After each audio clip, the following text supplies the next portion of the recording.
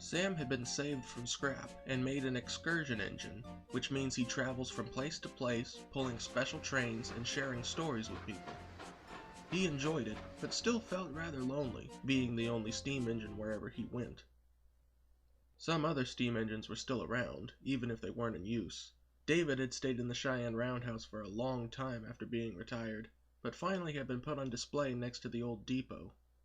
It's better than collecting dust, he thought, but he wasn't quite sure. For several years, David stayed on the siding, enduring rain, snow, and sun.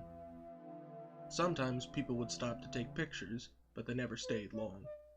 Sometimes he would see Sam returning from one of his excursions. They said hello to each other, but eventually David would be left alone again. Sam felt sorry for him. "We should at least build a roof over him," he told his crew. They all wanted to help David and spoke to the manager. They found he agreed with them, but had a better idea than building a roof over David. One day, Sam was woken up by the door opening.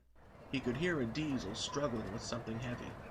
He was shocked as David was pushed into the shop next to him. "What are you doing here?" he asked. David smiled excitedly.